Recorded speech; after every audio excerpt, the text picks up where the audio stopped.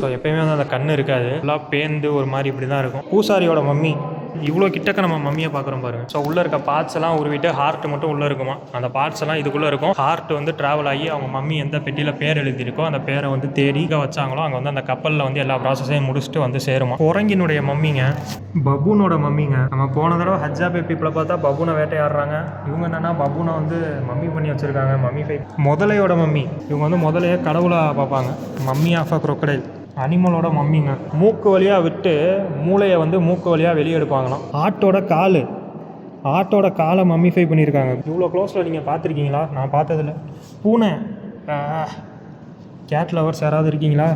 Osiris அவருடைய முதுகெலும்பு, sister also wife. இவங்க வந்து ஃபுல்லாக பிரதர் சிஸ்டர் கல்யாணம் பண்ணிக்கிறாங்க. இது வந்து ஸ்கல்லுங்க, புரோக்கன் ஸ்கல்லுக்குள்ளே எப்படி இருக்கும்னு பார்த்துருக்கீங்களா? பார்க்கலன்னா பார்த்துக்கோங்க. இப்படி தான் இருக்குமா ஐயா. உள்ள அந்த மம்மிஃபிகேஷனுக்கான பசை இருக்குது, தெரியுது பார்த்தீங்களா? The lost city of gold அப்படின்னு சொல்லக்கூடிய இந்த லக்ஸார். ஸோ லக்ஸாரில் வந்து அந்த ஹச்சேஸ்புட் அப்படின்ற டெம்பிளை நம்ம பார்த்துட்டு இங்கே ரொம்ப முக்கியமான இந்த மம்மிஃபிகேஷன் மியூசியம் சொல்லிட்டு ஒன்று இருக்குங்க. இது பார்க்கணும்னு சொல்லி வந்திருக்கோம். ஃப்ளாஷ் யூஸ் பண்ணக்கூடாது, அந்த மியூசியம் அமைதியாக இருக்கணும்னு போட்டிருக்கு. ஃபஸ்ட்டு இடந்த உடம்பை வந்து வாஷ் பண்ணிவிட்டு அதில் வந்து கொஞ்சம் பசை கலந்து சுற்ற வேண்டியதை சுற்றிட்டு அதுக்கப்புறம் அதை வந்து துணியில் wrap பண்ணுவாங்க. அதான் அந்த Lenin bandages. ISIS and Nephthys இவங்க தான் வந்து அந்த ஃபஸ்ட்டு அந்த ஒசிரிஸினுடைய மனைவி. ஸோ அதே தான் இறந்தவங்கள ரிலேட்டிவ்ஸ் அண்ட் ஃப்ரெண்ட்ஸ் இறந்தவங்கள ஃபாலோ பண்ணுறாங்க. 4 பேரால் கட்டி இழுக்கப்படுது. சாதாரண இறப்புக்கு என்னென்னலாம் பண்ணுவாங்களோ அதே தான். ஹார்ட்டோட எடை போடுறாங்கங்க, இதயத்தினுடைய எடை. இது வந்து எதை மீன் பண்ணுது அப்படின்னா, அவன் வந்து அதாவது நல்லவனா கெட்டவனா, சாஃப்ட் ஹார்ட்டட் ஹார்ட் ஹார்ட்டட்னுல அதை வந்து இவங்க எடை போட்டு பார்க்குறாங்க. ஹார்ட் எவ்வளோ பாரமாக இருக்குன்னு. நீங்கள் அந்த கதையில் பாருங்கள், நான் அந்த கதையில் தெளிவாக சொல்கிறேன். இருக்கிற பார்ட்ஸ் எல்லாத்தையும் எடுத்துகிட்டு இந்த பம்பார்ட்மெண்ட் பண்ணிவிட்டு ஹார்ட் மட்டும் உள்ளே இருக்கும். அந்த ஹார்ட்டை மட்டும் எடை போடுவாங்க. மொத்தம் 48 கடவுள்கள் 48 காட்ஸை கிராஸ் ஆகி தான் வந்து இவங்க வந்து அந்த ஒசிரிஸை வந்து ரீச் பண்ண முடியும். ஸோ மொத்தம் வந்து 11 to 12 கேட்ஸ் இருக்கும். 12 கேட்ஸில் வந்து இவங்க 7 கேட்ஸ் வந்து தாண்டிட்டாங்க அப்படின்னா இவங்க வந்து ஒசிரிஸ் கிட்டே போயிடலாம். ஒசிரிஸுங்கிறது நீங்கள் அந்த கல்கி படத்தில் வர அந்த காம்ப்ளெக்ஸும் கீழே இருக்க அந்த நரகத்துக்கான கான்செப்ட் இருக்கும்ல, அந்த மாதிரி வச்சுக்கோங்க.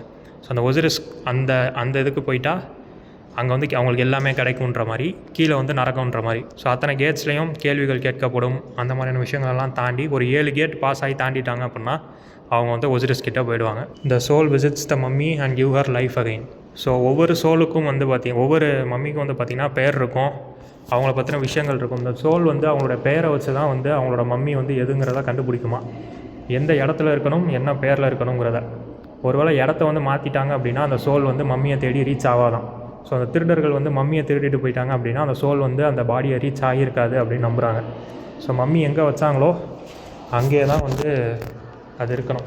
இந்த மம்மிஃபிகேஷன் ப்ராசஸை பற்றி நம்ம பார்க்குறதுக்கு மொத்தம் 4 கடவுள்களை பற்றி தெரிஞ்சுக்கணுங்க. ஸோ 1 ஒசிரிஸ், அவர் தான் காட் ஆஃப் ரீபர்த், அதாவது கடைசி ஜட்ஜ், ஃபைனல் ஜட்ஜ் அவர் தான் இதை டிசைட் பண்ணுறதுக்கு. ஒசிரிஸினுடைய மனைவி ஐசிஸ், அவங்க தான் காடஸ் ஆஃப் மேஜிக். அவங்க 2 பேரோட பையன் ஹாரஸ், காட் ஆஃப் கிங்ஸ், அவர் தான் ப்ரொடெக்டர். 4வதாக இருக்கக்கூடியது அனுபிஸ், இந்த ஜாக்கல் ஹெட்டட் காடு.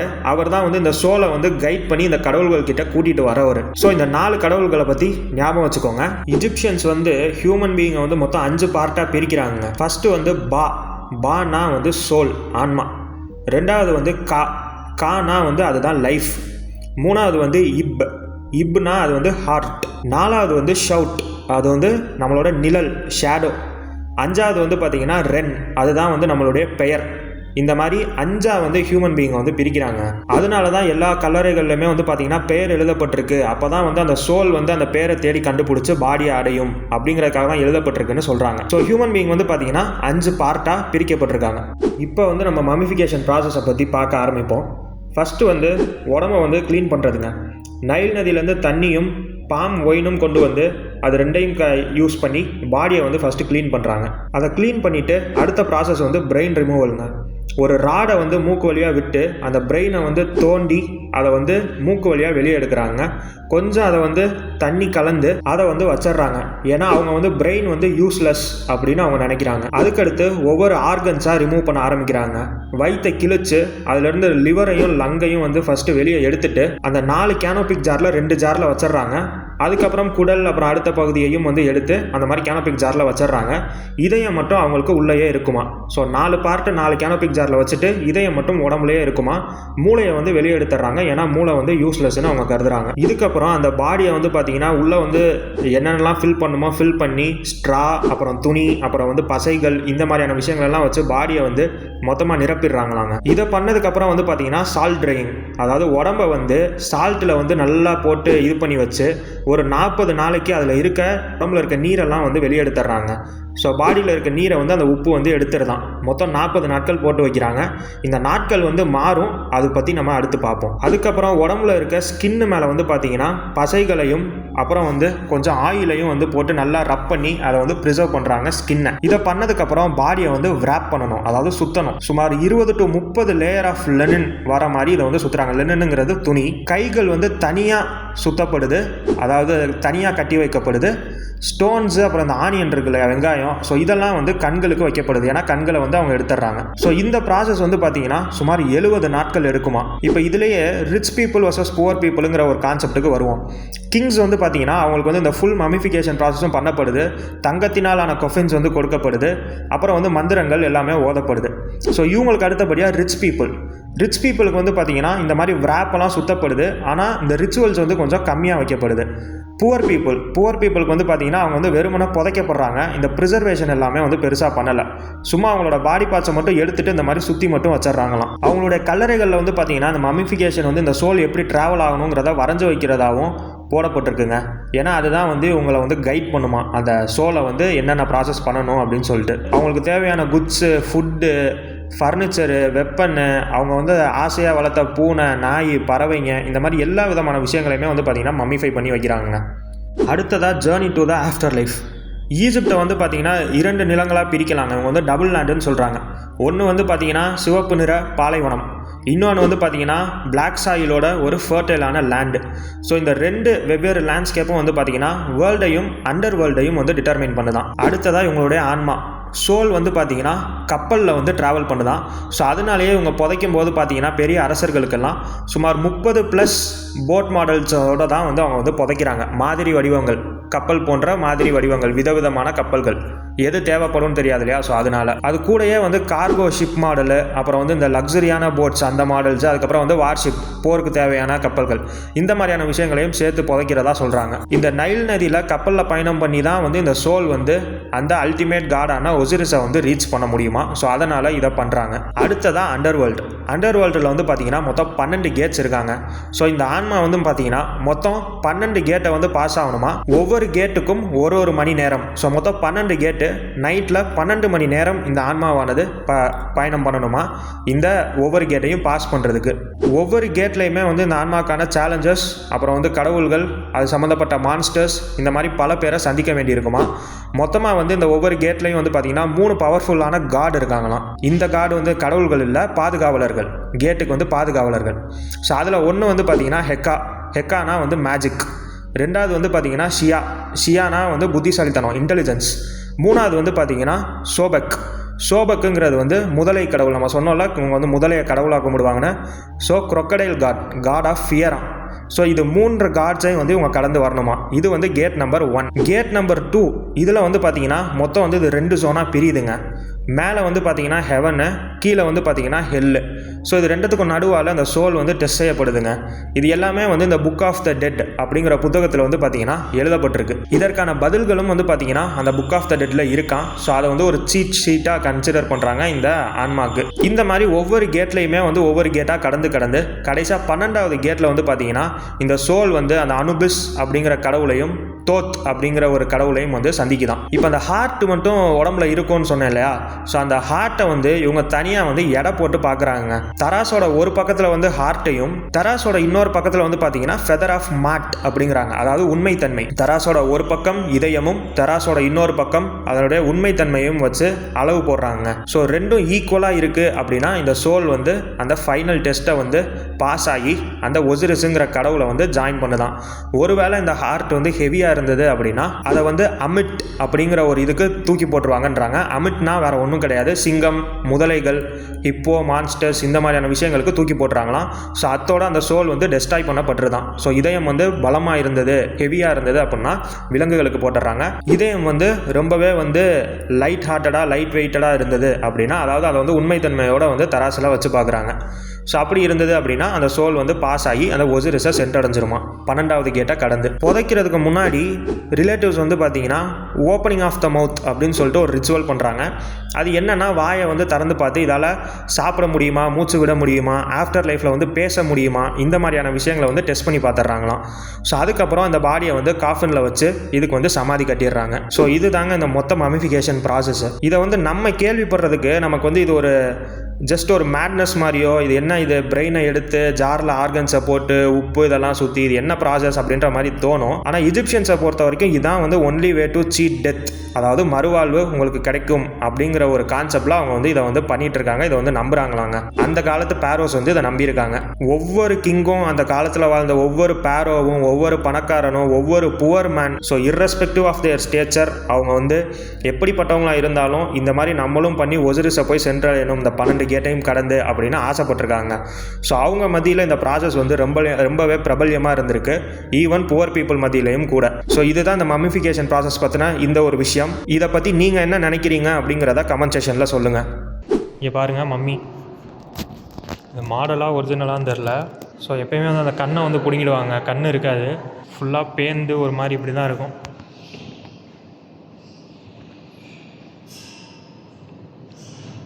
இது ஒரிஜினலாக இல்லை சும்மா வச்சுருக்காங்களான்னு தெரில, தெரிஞ்சால் சொல்லுங்கள்.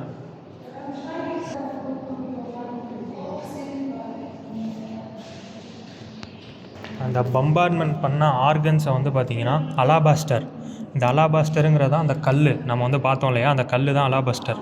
அந்த அலாபாஸ்டரால் செய்யப்பட்ட இந்த கேனோஃபிக் ஜார்ஸ், கிட்னி, லிவரு, அப்புறம் வந்து குடல், இந்த மாதிரி 4 பார்ட்டை வந்து 4 இதில் வச்சுருவாங்க. இது வந்து அந்த ஹாரஸோட 4 பசங்களுடைய ரெப்ரசன்டேஷன். இந்த லிவரு, இண்டஸ்டைனு, வயிறு, ஸ்டொமக்கு, லங்ஸு. ஸோ 4. ஃபால்கனுக்கு ஒரு ஹெட்டு, அது இண்டஸ்டைனாக குறிக்குது. ஜாக்கிள்ஸோட ஹெட்டு வந்து ஸ்டொமக்கு, பபூன்ஸோட ஹெட்டு வந்து லங்ஸு. ஸோ உடம்புல இருக்க பார்ட்ஸ் எடுத்து இந்த 4 பானையில் வச்சுருவாங்க. இது ஒரிஜினல் தாங்க, ஒரிஜினல் மம்மிங்க, பூசாரியோட mummy. Amun Re and general of army Masaharta 121st dynasty Tutankhamun. நான் இவ்வளோ கிட்டக்க நம்ம மம்மியை பார்க்குறோம் பாருங்கள்.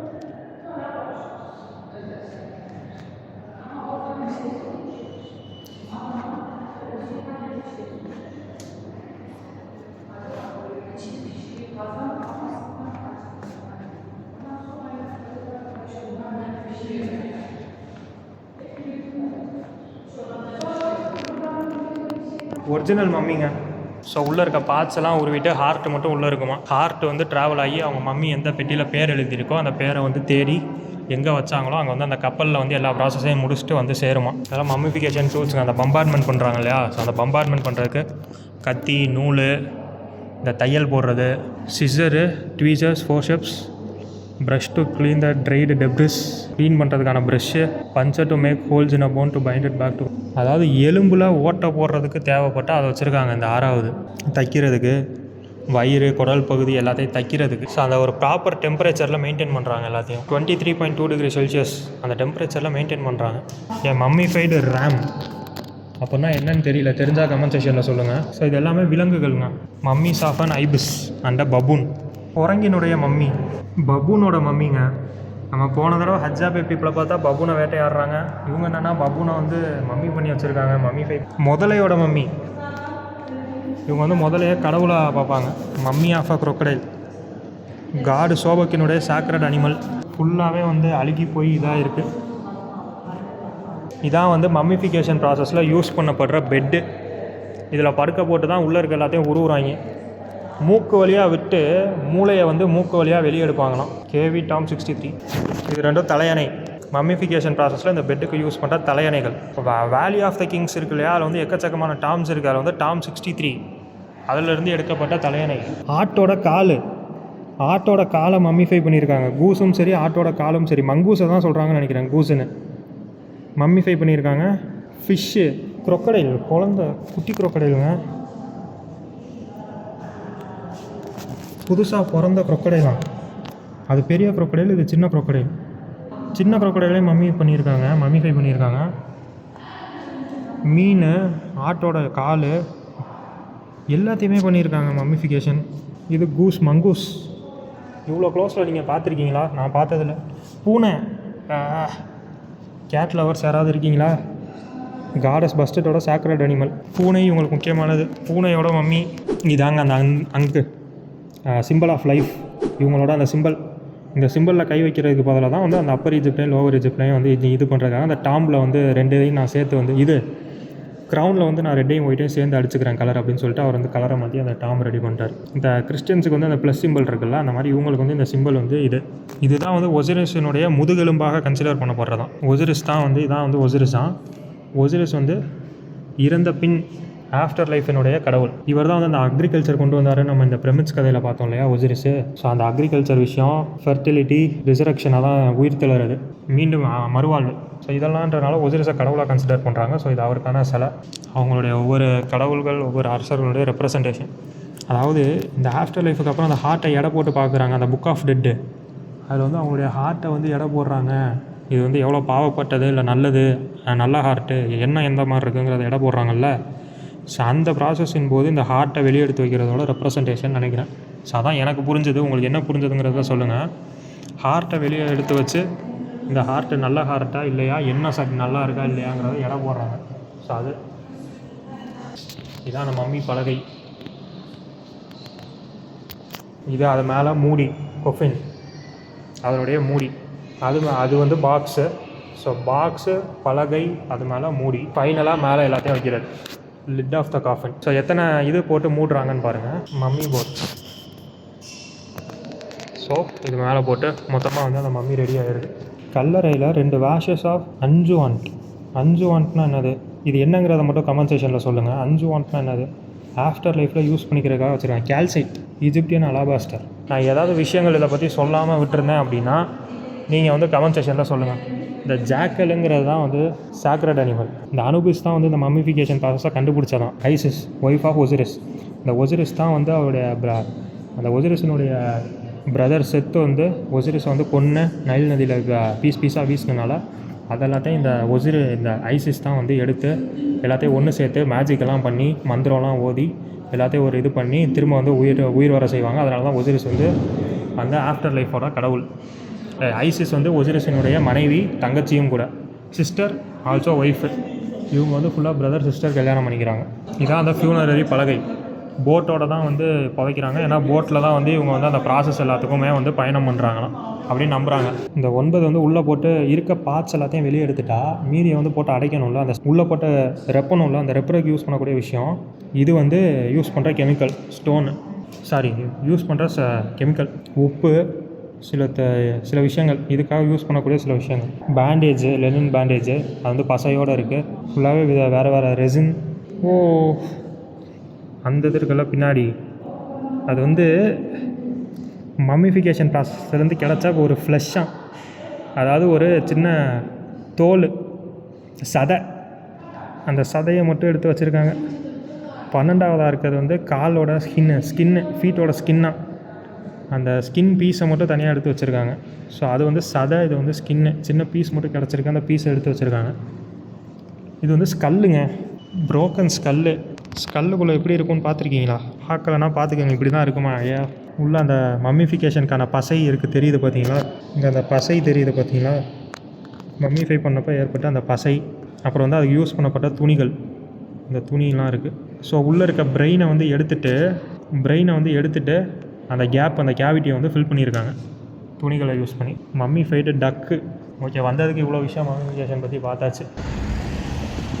வீடியோ பிடிச்சிருந்தால் லைக் பண்ணிவிட்டு பாருங்கள். நீங்கள் என்ன நினைக்கிறீங்கிறத கமெண்ட் செக்ஷனில் சொல்லுங்கள். சப்ஸ்கிரைப் பண்ணிவிட்டு பாருங்கள். நான் உங்களை அடுத்த வீடியோவில் சந்திக்கிறேன். பாய்.